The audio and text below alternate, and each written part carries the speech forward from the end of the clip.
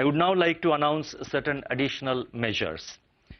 First one relates to review of regulatory framework for hedging of foreign exchange risks.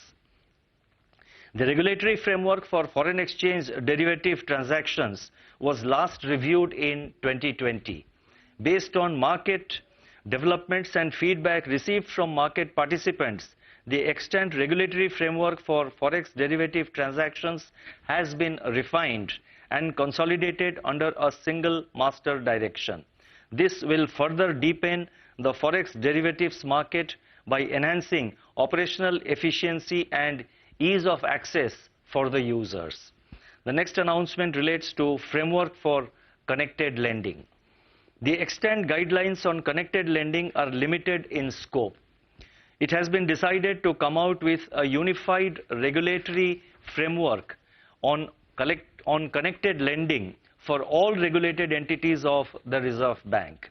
This will further strengthen the pricing and management of credit by the regulated entities. The next announcement relates to regulatory framework for web aggregation of loan products. The Reserve Bank had introduced the regulatory framework for digital lending in August-September 2022. The digital lending ecosystem also comprises of services that aggregate loan offers from various lenders, and this is called web aggregation of loan products. Now, this is meant for the guidance of the customers. It enables the customers to decide which loan product to opt for. Several concerns relating to such web aggregation of loan products which harm consumers' interest have come to our notice. It has therefore been decided to lay down a regulatory framework for web aggregation of loan products. This is expected to result in enhanced customer centricity and transparency in digital lending. Next announcement relates to setting up of a FinTech repository. Financial entities like banks and NBFCs in India are increasingly partnering with FinTechs. For better understanding of developments in the FinTech ecosystem and to support this sector, it is proposed to set up a FinTech repository. This repository will be operationalized by the Reserve Bank Innovation Hub in April 2024 or earlier. FinTechs would be encouraged to provide relevant information voluntarily to this repository. The next announcement, there are two announcements relating to UPI. The first announcement relating to UPI is for enhancing the UPI transaction limit for specified categories. The limit for various categories of UPI transactions have been reviewed from time to time. It is now proposed to enhance the UPI transaction limit for payment to hospitals and educational institutions from rupees 1 lakh to rupees 5 lakh per transaction.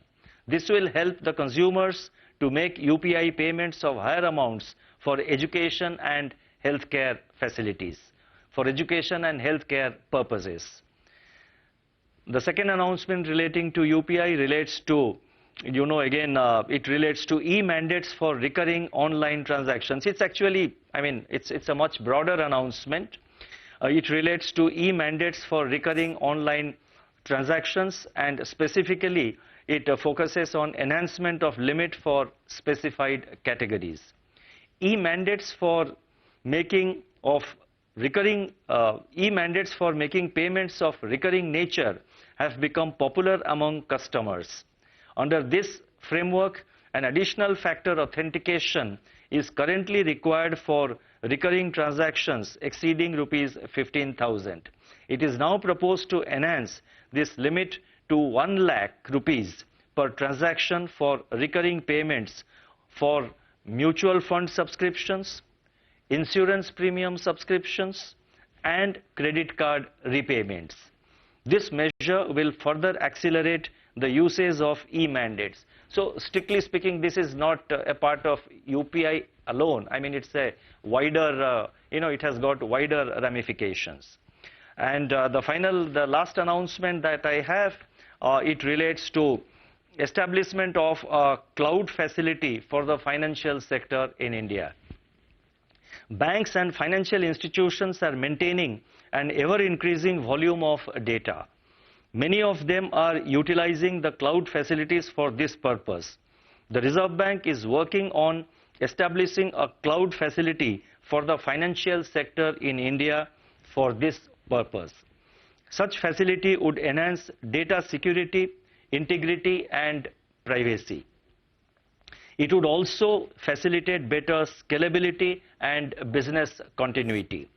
The cloud facility is intended to be rolled out in a calibrated fashion over the medium term.